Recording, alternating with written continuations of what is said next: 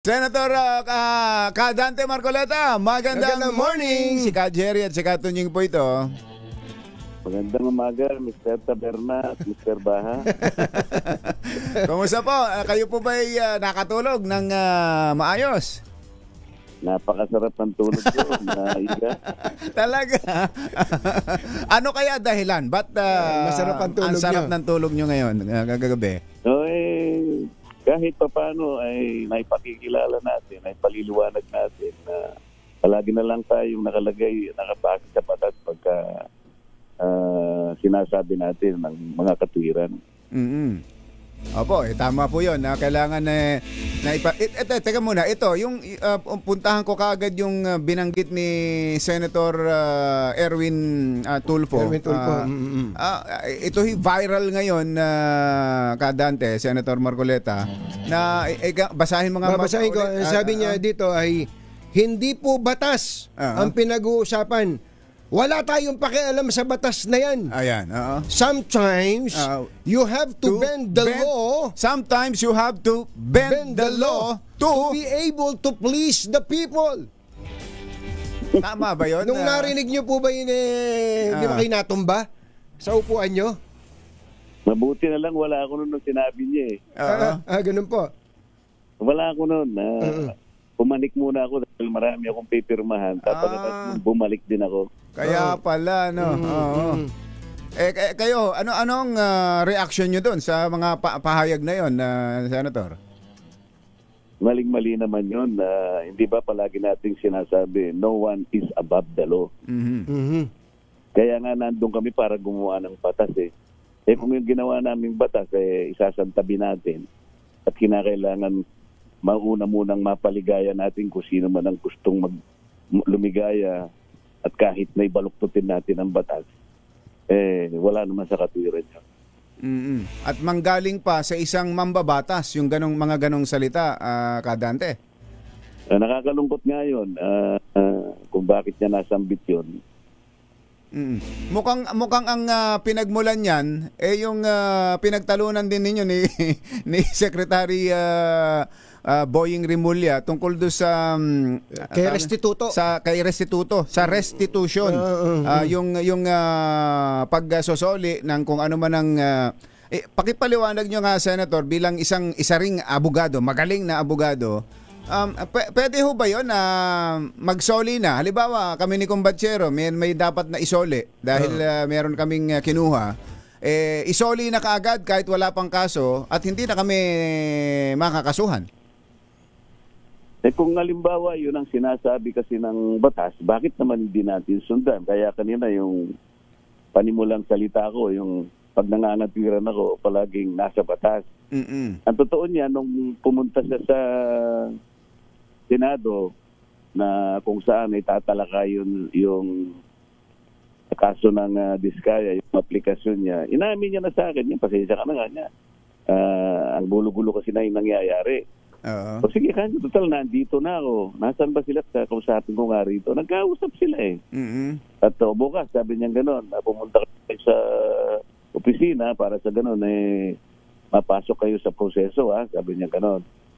Ipakikilala ko sa iyo yung mga tao na tutulong kung paano kayo mapasasaling sa proseso. So, akala ko naman, okay na siya doon at hindi ko na nga sa tinanong doon sa hearing dahil nagkausap na nga.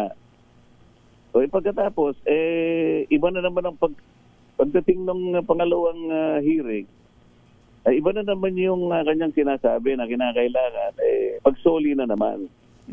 Sinabi ko nga sa kanya, nung kami nag-uusap, sino bang ayaw na magsoli kung talagang mapatunayang lahat naman na yan ay nakulimbat ay para sa bansa yan. Ang problema lang, sabi ko, mag-apply pa lang ang tao. Wala namang isinasaalang-alang na magsosoli siya. Ang isinasaalang-alang na priority, yung kaligtasan niya kasi nagsabi siya ng mga pangalan na maaaring ikasapanganib ng buhay niya. Ngayon, kung sasabihin mo ako na magsosoli siya, sino magdidetermine ngayon kung magkano isosoli niya? Yun. Importante yun. Kung korte lang naman na nagsasabi sa bandang huli, sabi kong ganon. Kaya nung kahapon, pinaalala ko sa kanya bilang abogado, sabi ko, di ba, sa lahat ng criminal cases na ipinapile,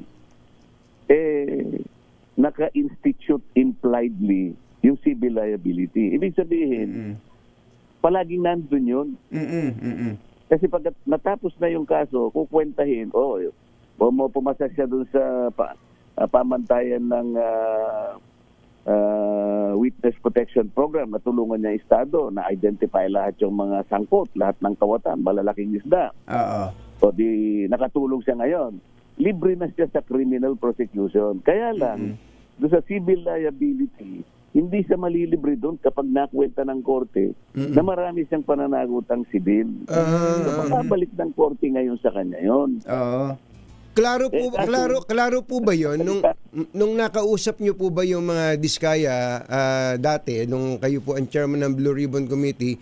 Klaro po ba 'yon na kung sakali man na sila ay mag-state witness ay hindi pa rin sila ligtas sa civil liability, meaning at the end of the day ay kailangan pa rin nilang magsole? Klarong-klaro kung pinaliwanag yun, Katunying, hindi lang sa kanya, doon sa 15 nandoon. Ipinod ko nga yung idea, sabi ko, ito, baka sakaling gusto nyong gamitin ito para hindi kami mahirapan, tulungan nyo kaming ma-identify natin ang mga malalaking taong sangkot dito. So, mag-take advantage kayo dito sa remedyo na nakalaan. Ito rin nasa batas naman. Sabi ko, maaari kayong makaligtas sa criminal prosecution. Ang magiging pananagutan nyo na lang, sabi ko, ay yung civil liability. Ano nyo mabuti, kako, timbangin nyo mabuti yan. Kasi kako, ito maaring ma-plunder kayo rito. Sabi ko, pareho kako may pananagutan dito.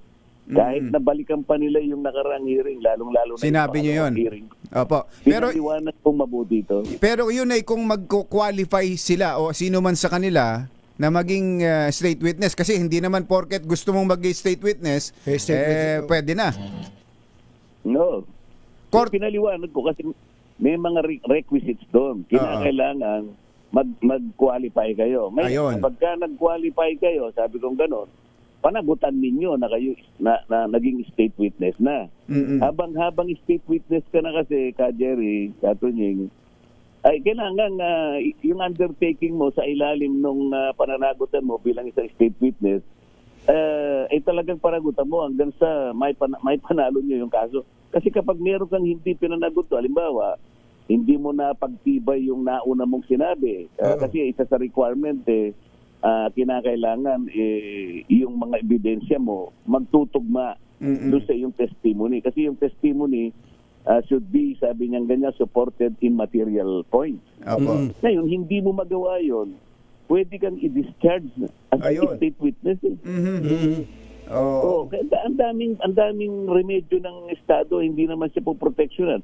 Hindi ka na nakakatulong yung mga nauna mong binanggit, hindi mo naman pala mapapatibayan, hindi ka na po pwedeng maging state witness. Alisin ka na namin sa programa. Yung pagiging state witness po, Senator, sa inyo dyan sa Senado, may mga ilan sa inyo na kahapon nga, isa nga yun sa pinagtalunan ninyo ni Senator Ping, yung merong parang pumapabor na maging parang mayroong mas credible para sa ilan sa inyo na maging witness ang ilang particular na si Bryce Hernandez. Si Bryce o kaya si Henry o kaya si Diskaya. At ang DOJ mukhang meron ding ganong tinitingnan. Sa inyo ho ba, sa parte ng mga senador sa isinasagawang hearing at sa parte ng DOJ, doon pa lang pwede nang kayo pa lang mismo meron nang mag-identify na maging state witness o gawin nyo ng state witness at hindi nakasuhan? Wala kaming karapatan kasing mag-identify. Ang gagawin lang namin, i-recommenda namin. Po proseso. Recommendatory. Ang DOJ. Kailangan kong ipaliwanag kasi kaya kung humihingi ng parang konting panahon kay Chairman Ping na pwede ba akong mag-clarify muna ako bago tayo magtuloy-tuloy. May mga ilang bagay akong liliwanagin. Nung una pinayagan niya ako, nung nag-umpisa ako dahil sa nagpapa-interview ka kasi kung kani-kanino at nagbibigay ka ng sariling opinion mo, namimili ka kung sinong paniniwalaan mo, mali ka ako yun opinion ko nga niya yun Oo nga, opinion mo yun, kaya lang nagkataon chairman ka ng Blue Ribbon eh. O ba't nang pinamili ka kung sino yung mas kapani-paniwala, ba't pinili mo yun? Hindi mo dapat ginagawa yun. Ngayon kahapon, napatunayan ko na tama yung gusto ko sabihin sa kanya eh. Kahapon, pinagawa nila ng supplemental affidavit yung Diskaya, very substantive at saka detalyado kung paano ginagawa yung pagmamanipula ng bidding, you know?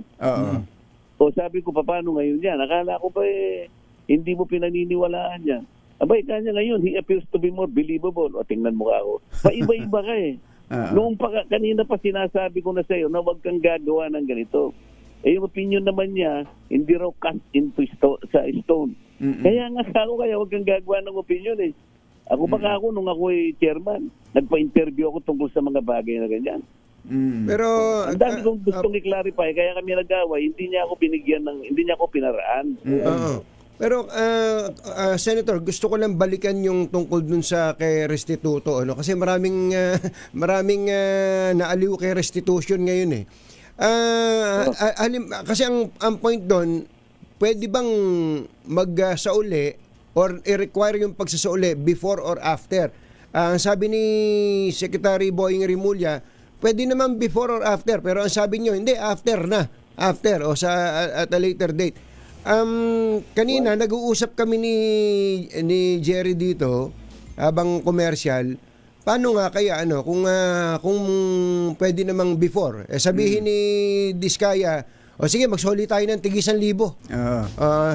Who will determine kung magkano isosoli niya kung mag-uumpisa pa lang?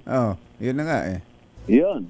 Tama ngayon din. Yun nga yung dilema ng batas. Kaya nga, palagi nangyayari. Pagkatapos, para sa ganun, medyo process lahat. Tama nga ngayon, tinanong ko siya kahapon, o kung sakali ka akong paniwalaan kita na nangyayari before, magkano isosoli niya? Kukwentahin daw nila. Paano nyo kukwentahin?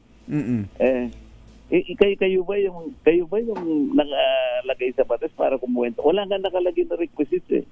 Kaya ayoko lang sanang puntahan ito. Kasi yung mga ibang tao, ang pinapaniwalaan nila, ayaw ko raw magsoli. Ang sinasabi ko lang, ang pagsusoli, nasa bandang huli. Sa dulo. Sapagkat yun ang sinasabi ng batas, wala sa una. Ayan. Kaso yung iba naiintindihan naman, kaya lang, meron lang siguro talagang may galit sa akin. Talagang binabalik nila doon sa maling pagkakaintindi. At hindi natin dapat na binabaluktot o binebend ang batas. Mahirap yun eh. Unang-una, hindi pwede. Hindi pwede. Walang sino man ang makakagawa nun. Kahit Hercules, hindi niya kayang balutin. Malakas na yun eh. Senator, yung pong nangyari kahapon, ang dating para kayong magkaaway ni Senator Ping at siyempre may mga sumusuporta sa stand ni Senator Ping. Hindi kaya, ito naman observation ko lang, hindi kaya mas maganda na napag-usapan itong mga bagay na to na hindi parang antagonistic kayo, para kasing nang aaway kayo eh. Sana narinig ninyo na sinabi niya, are you trying to steal the show? Isipin mo naman yun. Narinig po namin yun. Manggagaling ba sa bibig ng chairman yung pananalita na yan? Ako sabi ko lang, nakikiusap ako na paraanin mo ako. Clarificatory questions ito para sa kabubuti nating lahat ito. Are you trying to steal the show? Tapos pinukpok niya yung martilyo niya. Wala eh. Yan ang hindi mabuti sa kanila. Pag pino-point out mo ang napakaraming bagay para sa kalilinaw bago kami magpatuloy, tingnan mo lang, isa sa ipo-point out ko sana sa kanya. Bakit silang dalawa ni Senator Soto nag-float sila ng legislative immunity na applicable daw sa mga witnesses? Nami-mislead yung mga tao. Pinaliwanag ko kay President Soto yun nung tinawag ko siya, halika ako tayong dalawang mag-usap. Tama, mabutit nabanggit nyo yan, Senator. Dahil kami rin nung marinig namin yan. Legislative immunity. Nung biglang banggit, si Senate President Tito Soto nga nagbanggit niyan, parang wala kaming maalalang ganun eh. Baka nagkamali lang kami. Inisip ko man, baka nagkamali lang ako. Baka merong bago na may ginawa na. Ang natatandaan ko, Senator Marcoleta, nung nagko-cover kami ni Combachero sa House at saka sa Senate, merong tinatawag na parang protective custody. Parang bibigyan mo lang ng protection ng physical protection lang, pero yung legislative immunity, walang ganun. Alien sa amin yun eh. Oo. May bago ba? May ganun ba? Wala eh. Kaya nga, alam mo, pinaliwanag ko kay SP Soto yun. Alam mo, hindi ko na lang ako kayo pinaliwanagan doon kasi ayoko ring malagay kayo sa alanganin. Alam mo baka ako yung legislative immunity, ang ibang katawagan yan, parliamentary immunity. Sa atin, applicable yun sa mga mambabatas lang. Sa resource persons. Sa mga resource persons o mga witnesses, na pagkamalian mo ako, baka ibig mo sabihin, testimonial immunity na sa ibang bansa ginagawa. Pero sa ating jurisdiction, wala pa akong nakitang ganyan. O mali ka na naman doon, sabi ko. Kaya ko lang hindi ka ako binigyan ng pansin doon. Sinabi niyo yan? Sinabi niyo yan? Mali ka na naman doon. Hindi, nung kami lang dalawa. Okay. Kaya ko lang hindi ka ako binigyan ng diin yon kasi nakatumbok na naman kay Diskaya, sasabihin na naman nila pinagtatanggol. Yun na nga. Pero ako po naniniwala ako, kayo ay mga maginoo naman dyan lahat sa Senado. Tingin ko po nauumpisahan lagi doon sa parang gusto nyong mang-away. Sila din, gusto rin nila mang-away. Hindi ba kayo nag-usap after the proceedings kahapon? Sabi naman ni SP Soto, mag-caucus tayo, kanyang gano'n. Sabi ko gano'n, hindi naman siya tumawag ng caucus. Pero nung tumayo na kayo, paalis na kayo nun eh.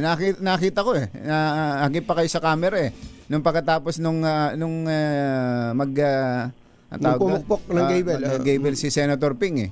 Pero hindi na kayo tumuloy na pag-alis. Mag-walkout ba talaga kayo kahapon? Mag-walkout na sana ako, kaya lang naalala ko, yung sasabihin kong isa, baka mamaya makalimutan ko, kaya muna ako. Opo. Mabuti na lang. Okay, ito na yung mga last questions po. Kasi habang sinasabi niyo po yan, ako gusto kong sabihin na naiintindihan ko where you are coming from. However, may mga tao po nang sasabi, bakit ba si Senator Marcoleta nag-aabogado dito sa mga Diskaya? Tapos tumira pa tong si Montulfo na hindi, may monetary consideration yan. May 100 milyon, may 1 bilyon. Diretsuhin niyo po kami. Meron po ba kayong kasunduan with the Diskayas para protektahan niyo po sila? Tinanong ko siya kahapon. Unang-una yung sinasabi ng Ramon Tulfo. Buti naman, diretso nilang sinabi, tsaka mabilis sila sumagot. Wala pong ganong nangyari at wala po kayong inihingi kahit ano. Yan yung sinabi nila. At saka sabi ko sa kanila, nung magkakaharap nga kami sa ganyan, ito ka ako, ngayon din sa batas, sapagkat humingi kayo, katungkulan ko ka kung gumawa ng rekomendasyon, sa ilalim din ang inihingi ng batas na to. So, pipirmahan ko tong sulat na to, bahala na ang DOJ na i-assess kayo. Kaya lang hindi pinirmahan ni President Soto dahil na-overthrow na nga si Cheese. Kaya yung dapat pumirma rin. Kaya lang hindi niya na napirmahan. Si Soto ayaw niyang pirmahan. Ito po yung last question ko. Pwede po bang medyo dumista distansya na kayo sa mga Diskaya? Dahil parang naman ako doon, hindi ko naman nagkikita lang kami pagka-hearing. Yeah. Naintindihan ko po. What I'm saying is every time po kasi na napag-uusapan to, it is as if you are defending the Diskayas. Ngayon lang naman mga ibang talagang gusto lang ipaintindi na gano'n eh. Sa tingin ko mas maraming tao naman naniniwala na hindi gano'n ang pakay ko. Kung hindi, ibigay lang yung nasa batas na para sa kanila. Opo, okay. Sa mga hearing ngayon ng Senado, ito Senator, nung una ang gusto ko matigil na yung mga hearing na yan ng House, ng Senate.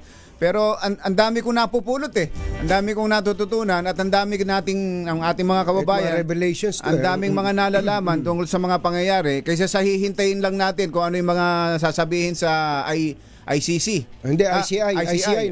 Ikaw na, baka magalit na naman, Senator, narinig yung ICC. Sa ICI, maraming narinig na natututunan at nakikita natin yung kabuuang picture kung paano nila nilapastangan yung pondo ng para sa flood control. Eto mukhang lahat gustong maging state witness Ang Discayas kahapon Si Henry Alcantara. kahapon si Henry Alcantara ganun na. Si Bryce Hernandez mukhang ganun din ang direksyon. Si JP Mendoza gusto rin mag-state witness. Paano yon kung para sa inyo ba kung kayo naman ang tatanungin namin ngayon sino bang mas credible o mas uubrang maging state witness sa kanila at pwede bang lahat sila state witness? Kung sinong magpo-qualify sa proseso ng DOJ. Kasi sila rin ang arbiter kung sino yung papayagan nilang maging state witness. Kasi kapag pinaraan mo sa proseso, alam nila kung sino yung makakatulong para sa ganun ma-identify lahat yung mga malalaking tao sa likod ng mga ginawang iskandalo na yan.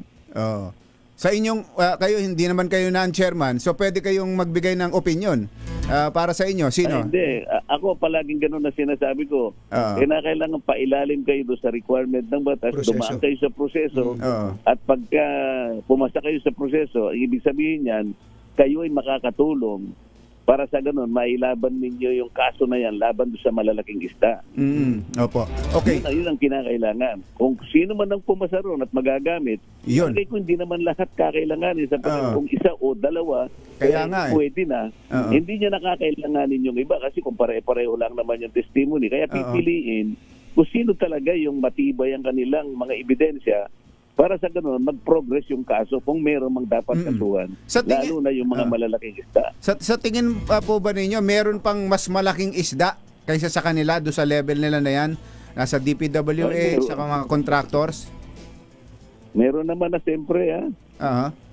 So yung kinakailangan lang ma-identify na. Hindi lang identification. Ebidensya. May ebidensya na tutugma, tutuloy sa kanila. So mas at yun nga ang pangangailangan ng isang state witness. Kasi mahirap na wala magtuturo kung hindi mo siya po-protectionan Yun ang prinsipyo ng batas Tuturo siya pero dahil masasapanganib ang buhay niya, protectionan mo. Ngayon, para naman kita protectionan, kailangan magamit ko yung testimony mo. Yes. Yun ang ano natin. So sa buong picture na ito na nabubuo sa imagination ng publiko habang nakikinig sa inyo, so ang may mas mabigat na kasalanan dito ay yung proponent? Yung proponent. Kasi kapag nakita natin ang proponent ganyan, dikit yun dun sa ikatatama ng sistema. Ako palaging yung sistema pinupuntahan ko. Kahapon na ipalitaw ko na sa kabuuan ng budget, 1 trillion pala ang naidadagdag na hindi naman kailangan. Yung taba sabi niya. Yung taba na sinasabi ko, sa bibig mismo ni Secretary Bono at saka ni Yusek Kati, nung sinabi ko yung allocable, yung program of operation, yung leadership, pagkatapos yung diferensya ng GAA at saka nung NEP. Ay isipin mo yun na kwenta ko, 1 trillion. Ito yung taba na hindi kailangan. Savings na sana natin yun So tama lang na may hearing pa rin at in aid of legislation na para mabago natin, hindi na maulit yung mga nagawa na yan. Yung sa akin kasi, yung palagi kong direksyon, yung ikatatama ng sistema. Hindi lang simpleng police investigation. Ito yung investigation in aid of legislation. Yung sa kanila kasi makikita mo, purely police investigation. Kung sa bagay po, dito maaaring makahuli kayo ng mga isda, sige. Maliit at malaki, pero yung sistema na itama. Mangyayari na naman. Mangyayari naman. Tingnan mo si Napoles, 10 billion lang. Ito, grabe. 15 years. After 15 years, 100 billion. 10 folds. Yung sistema kasi, lalong lumala yung sistema. Tama po. Sabi nga ni Napoles siguro, kung nag-iisip si Napoles ngayon, naging amateur ako Naging anghel nga daw si Napoles. Hindi, at least di ba si Senator Kiko nagtatanong kahapon, bakit ka si Napoles nakulong ganito, ganyan. O kung ano pang pinagsasabi niya, di ba? Ba't nagtataka siya ngayon ba't ngayon lalong lumala? Paano nyo nga hindi nyo kinurek ang sistema eh? Sistema talaga. Police investigation. Tama po. Police investigation. Opo. Dapat ganun ang maging direksyon nyo pare-pareho. At least meron kayong something na pinagkasundoan ni Senator Ping Lacson. Na-interview namin Senator Ping Lacson a few weeks ago. Ang sabi, yung tungkol sa level of kasalanan, ang pinakamalaki kasalanan, proponent. Sumunod yung taga DPWH at ang ang sabi niya pinakamaliit ang kasalanan kung tutuusin yung mga kontraktor. Yun ang level dahil yung mga kontraktor susunod lang dun sa mga decision makers. Senator, maraming salamat po sa oras. Magandang umaga po. Salamat po. Maraming salamat din sa inyong dalawa. Maraming salamat. Senator Rodante Marcoleta.